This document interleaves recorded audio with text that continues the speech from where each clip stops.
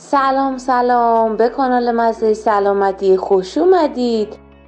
میدونستید که 90% خواص اصلی انار اصلا تو چیزی نیست که ما میخوریم؟ قسمتایی که همیشه دور میریزیم اتفاقا همون بخشاییه که قوی ترین خاصیت ضد پیری جهان توشه. تو این مجموعه از مزه سلامتی میریم تو دل این میوه سرخ و 0 تا 100 انار رو بررسی میکنیم. پس تا آخرش همراه من باشید. انار یک درخچه میوه‌دار از خانواده حناییانه. این خانواده بزرگ شامل گیاهان دارویی مهمی از جمله حناست که مثل انار سرشار از رنگدونه‌ها و ترکیبات قابضه. خاستگاه انار منطقه وسیعی که از ایران شروع میشه و تا کوههای هیمالیای شمالی ادامه پیدا میکنه. کشت انار به بیش از 4000 سال پیش برمیگرده که کنار انجیر و خرما جزء اولین میوه‌هایی بوده که توسط بشر اهلی شده. تو آیین‌ها و ادیان مختلف هم انار به خاطر تعداد زیاد دونه‌هاش نماد باروری، جاودانگی، ثروت و امید بوده. در اسناد مصری هم انار به عنوان یک ماده غذایی و دارویی ذکر شده. حتی گفته میشه شکل کاسبرگ‌های بالای انار الهام بخش ساخت تاج‌های سلطنتی در گذشته بوده. با وجود اینکه مصرفش تو طول تاریخ همواره رواج داشته، اما ورودش به عنوان یک سوپرفود عمدتاً از اواخر قرن 20 آغاز شده، زمانی که مطالعات علمی گسترده‌ای راز ترکیبات فنولی قدرتمندش رو کشف کردند. البته ایران بزرگترین تولید کننده انار تو جهانه، چون که انار هزاران ساله که یک میراث فرهنگی و بخش جدایی ناپذیری از طب سنتی و آشپزی ماست. حتی کلمه انار تو فارسی باستان به معنای روشنایی بی‌پایان یا نوره. امروز هم انار فراتر از میوه از طریق آب میوه، رب انار و روغن هستش وارد بازارهای جهانی شده و به دلیل خواص داروییش به یک محصول استراتژیک در صنایع غذایی و دارویی تبدیل شده.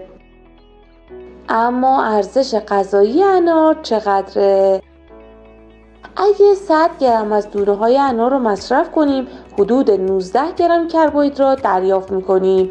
البته تقریباً 4 گرم فیبر هم همراهش وارد بدن ما میشه که بیشتر از نوع نامحلوله و برای حرکت روده‌ها حیاتیه و نقش مهمی هم تو کنترل جذب قند داره. از نظر ویتامینی انار یک بمب محسوب نمیشه، اما یک منبع خوبه.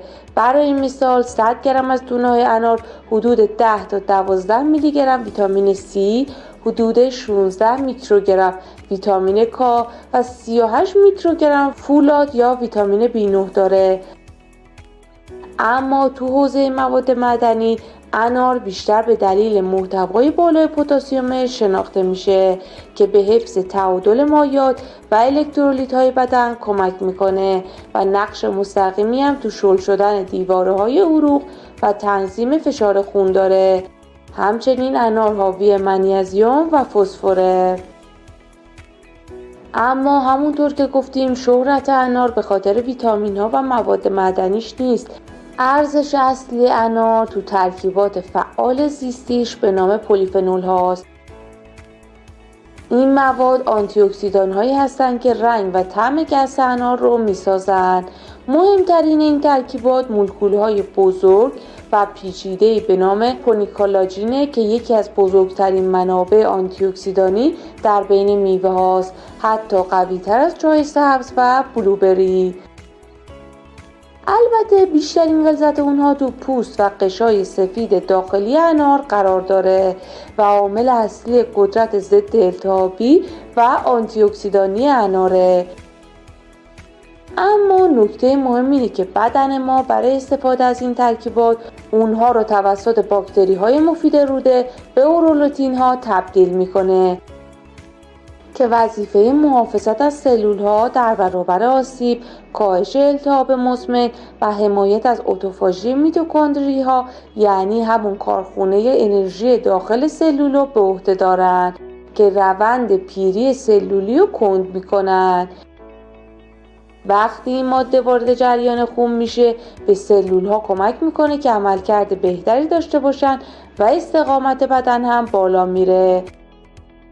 این یعنی انار نه تنها یک تقویت کننده کوتاه مدت بلکه یک محافظ طولانی مدت در برابر پیری سلولیه.